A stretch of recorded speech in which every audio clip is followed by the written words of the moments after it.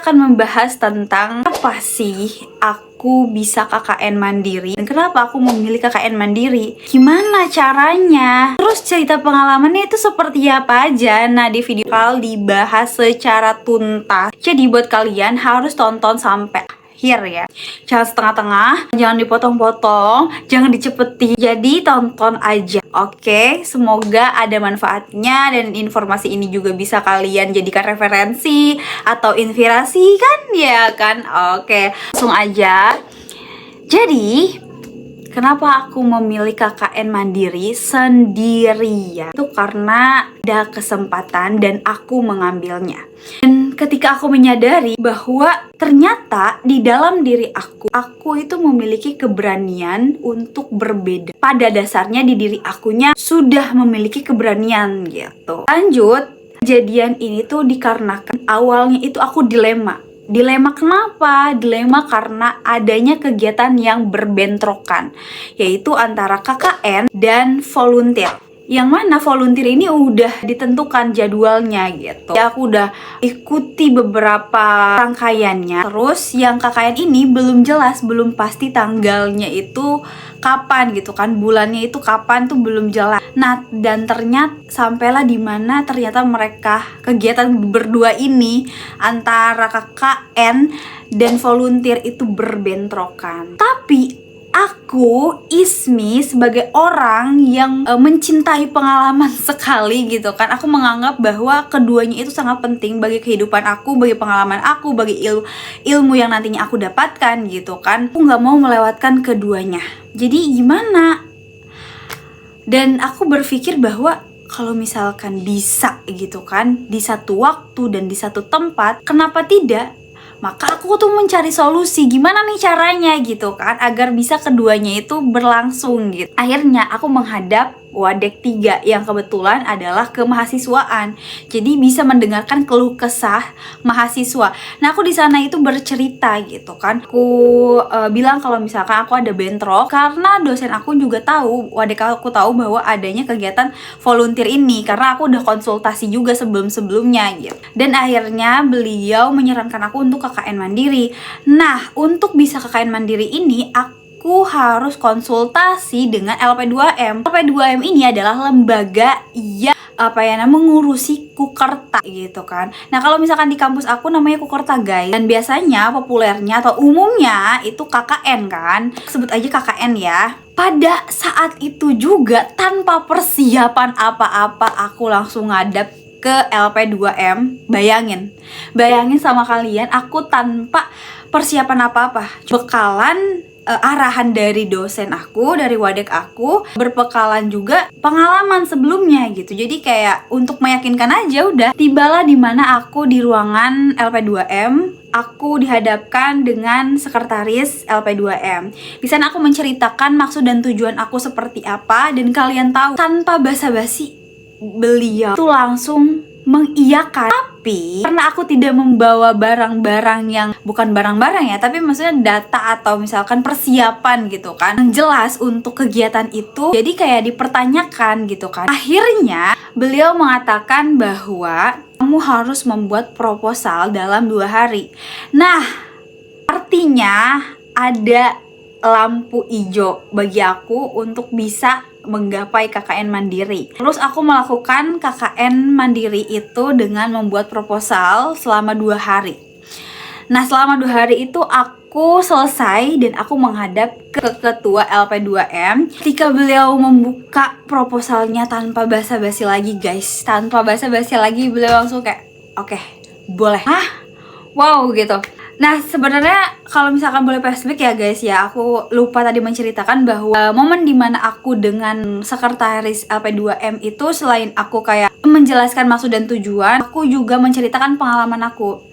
Pak, saya memiliki portofolio, yaitu saya pernah volunteer sebelumnya di Papua. Saya menjalankan program ini, dan semuanya alhamdulillah lancar. Artinya, saya memiliki pengalaman yang cukup untuk nantinya menjadi bekal bagi saya. Gitu guys. Kalau misalkan bener-bener mau ya harus bisa berusaha untuk meyakinkan. Oke, lanjut lagi ya. Setelah aku di ACC oleh ketua LP2M, artinya aku resmi gitu kan untuk bisa menjalankan KKN mandiri. Aku senang banget. Nah, ketika di ACC tibalah waktu keberangkatan gitu kan, jadi aku awalnya itu berangkat dengan delegasi volunteer gitu, berapa orang. Aku di kapal itu di perjalanan, karena kita menggunakan kapal di perjalanan, dan bayangin berapa? 4 hari apa 5 hari gitu. Oh iya, 5 hari perjalanan, kalian bayangin ya. Tapi kalau misalnya di Papua seminggu.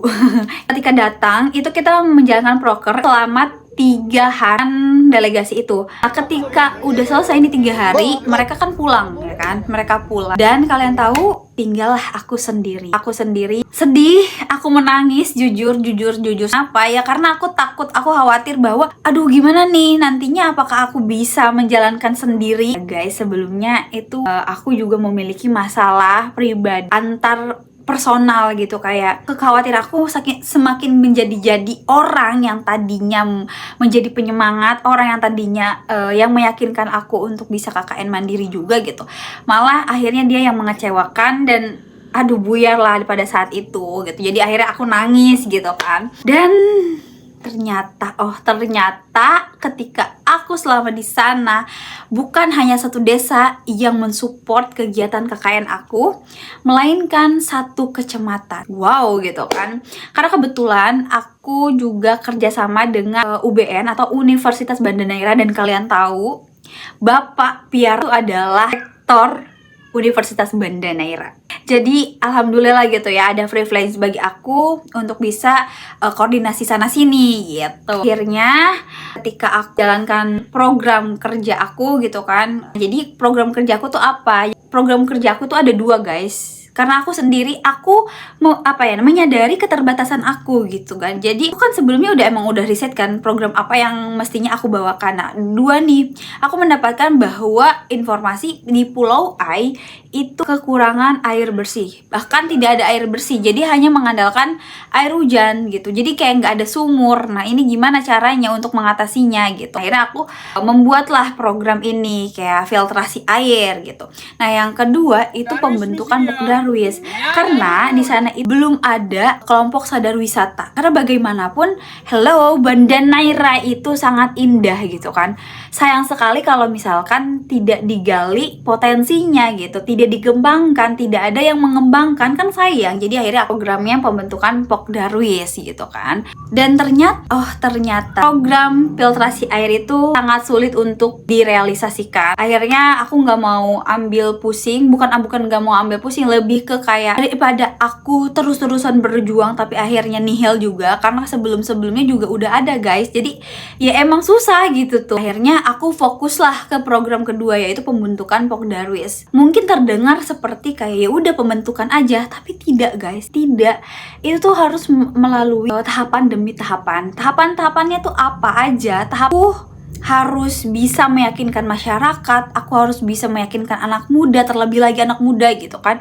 Terus juga aku harus jelas gitu komunikasi sama mereka, karena bagaimanapun ya dari bahasa juga kan ada bedanya. Alhamdulillah juga ternyata anak muda di sana itu mensupport aku guys, dan bukan hanya anak muda, masyarakat dan tokoh-tokoh masyarakat yang ngaruh lah ya di Pulau Ai tersebut itu juga mendukung program kerja aku. Pembentukan Pokdarwis itu melalui tahap di mana aku harus koordinasi dari satu tempat ke satu tempat, dari satu orang ke satu orang lagi gitu. Jadi nggak asal kayak yaudah kelompok ini aja yang menyetujui, nggak peduli orang lain seperti apa, nggak kayak gitu. Tapi kita harus koordinasi. Jadi aku kayak door to door gitu. Itu kalian tahu aku bertemulah dengan KKN kolaborasi antara UGM, IAKN Ambon, dan UBN. Bayangin momen dimana aku harus menjalani KKN sendiri mandiri, sedangkan orang lain itu menjalankan KKN kolaborasi gitu kan. Ada sedikit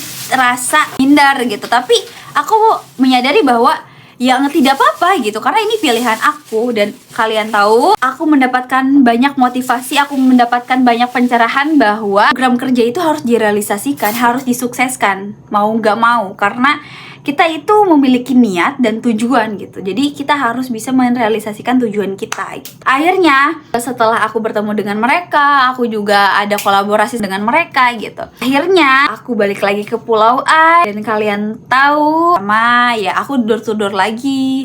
Lalu aku juga mencari peluang-peluang potensi UMKM di sana. Ada rapat pemuda, juga masyarakat-masyarakat yang mau ikut bergabung, pembentukan. Dan kalian tahu kan di Banda Neira itu belum ada Pok Darwis. Jadi waktu aku di sana itu adalah kali pertama Pok Darwis itu ada di Banda Neira. Jadi aku adalah saksi hidup bahwa Pok Darwis di Banda Neira pertama kali dibentuk itu aku menyaksikan, kesan bangga tersendiri gitu. Terus setelah dibentuk, akhirnya kita menjalankan program kerja, kita membuat plan keliling-keliling untuk menetapkan destinasi-destinasi gitu kan. Dan alhamdulillah kita juga disupport sama pemerintah, kita juga dikasih tempat untuk sekre. Setelah itu dideklarasikanlah. Nah, momen dimana artinya aku sudah selesai, aku sudah sukses bentuk Pok Darwis. Dan aku senang banget karena antusias masyarakat untuk menonton, untuk hadir gitu, ada gitu, terlibat gitu kan. Dan tidak hanya hadir, tapi mereka juga ikut komen, ikut untuk menyarankan, untuk beraspirasi lah ya gitu. Jadi seneng banget gitu. Akhirnya selama ini yang aku takutkan, tapi aku tetap jalankan, aku dengan tekad penuh gitu, aku ya bisa gitu loh. Jadi kalau misalkan kalian memiliki keinginan, itu harus dibarengin dengan niat. Kalian harus tahu tujuannya, harus tahu prosesnya seperti apa, lalui dengan ikhlas gitu. Karena bagaimanapun dalam proses itu pasti banyak bergejolak masalah gitu. Jadi ya nikmati aja permasalahan itu. Aku juga nangis segala macem, tapi ya tetap aku jalani. Dan ya aku bisa setelah mendeklarasikan, aku pulang. Kalian tahu aku pulang sendiri. Bayangin aku pulang sendiri. Dan ya it's okay, karena kan itu pilihan aku. Jadi guys, itu dia cerita pengalaman aku tentang KKN Mandiri ya. Semoga ya ada slip sedikit gitu ya, manfaat buat yang mendengarkan gitu. Jadi buat kalian yang punya mimpi besar, jangan takut untuk melangkah. Ya percaya deh, kalau misalkan kita tuh udah punya niat, itu pasti ada jalan aja kok. Tapi ingat, niatnya ya harus lurus gitu ya. Terima kasih sudah menonton, mendengarkan ceritaku. Jangan lupa ya, di like, di komen, di subscribe. Terus kalau misalkan perlu, kalian harus share sebanyak-banyaknya. Jangan lupa ya guys, biar aku bisa terus memberikan cerita-cerita pengalaman yang menginspirasi selanjutnya. Terima kasih. Wassalamualaikum warahmatullahi wabarakatuh. Dadah.